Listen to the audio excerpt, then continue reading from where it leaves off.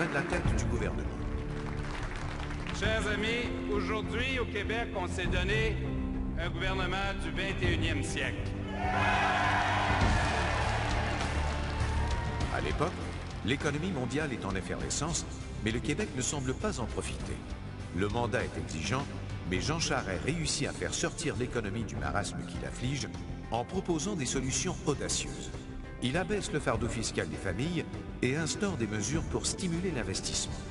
Il investit massivement dans nos écoles, nos hôpitaux et nos routes et propose les premiers partenariats publics-privés.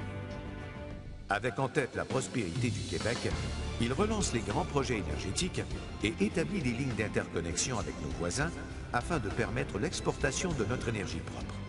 Il s'attaque à la dette en créant le Fonds des générations et augmente du même coup notre cote de crédit sur les marchés internationaux. Ces gestes permettent au Québec de mieux traverser la crise mondiale que ses voisins canadiens, américains et européens. Le chômage est en chute et l'emploi atteint des niveaux records. Sur le plan social, Jean Charest met en place des politiques familiales parmi les plus généreuses au monde. Si bien que depuis 2006, le Québec bénéficie d'une croissance inégalée du nombre des naissances. On le considère aujourd'hui comme un paradis des familles. L'avenir du Québec passe par sa jeunesse, et c'est pourquoi le gouvernement de Jean Charest porte une attention particulière à l'éducation. Il établit un ambitieux plan pour contrer le décrochage. Il ramène le bulletin chiffré, réduit le nombre d'élèves par classe, instaure l'apprentissage de l'anglais dès la première année et augmente les heures d'enseignement. Il sort finalement la malbouffe de nos écoles et met en place un plan de lutte contre l'intimidation. En nommant le premier Conseil des ministres paritaire de notre histoire et en faisant du Québec le premier État à instaurer la parité au sein des conseils d'administration des sociétés d'État, Jean Charest donne l'exemple.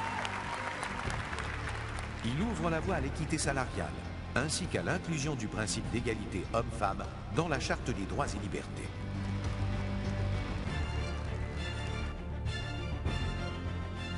L'environnement a toujours été au cœur de ses priorités.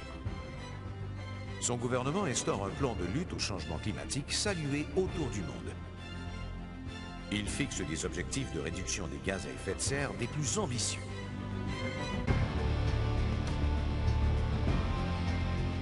Il lance le Plan Nord, gigantesque projet de développement durable, en protégeant du même coup 50% du territoire de tout développement industriel.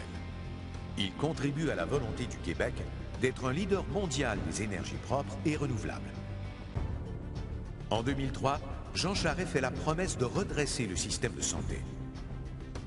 Héritant d'un système saccagé par le gouvernement précédent, il augmente massivement le financement, crée de nouvelles facultés de médecine et double le nombre d'admissions.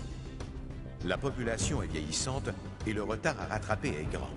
Mais globalement, il améliore l'accès aux soins de santé et porte une attention particulière au bien-être de nos aînés. Sous sa gouverne, le Québec s'ouvre sur le monde tant au niveau national qu'international. C'est sous son gouvernement qu'est signée une entente historique en santé, confirmant un fédéralisme asymétrique. Il initie également la mise en place du Conseil de la Fédération. Il signe plusieurs ententes de mobilité des travailleurs avec le reste du pays, mais surtout avec la France, une autre entente historique. Il repousse les frontières du Québec en explorant de nouveaux marchés et est à l'origine des discussions entre l'Union européenne et le Canada en vue d'un accord économique et commercial. Comme tous les gouvernements, il fait face aux défis que posent la protection et l'intégrité de nos institutions. Il agit fermement en renforçant les lois et en adoptant certaines des mesures les plus sévères au pays. De 2003 à 2012, Jean Charest réussit à assurer la prospérité économique et sociale du Québec pour la génération actuelle et pour les générations futures.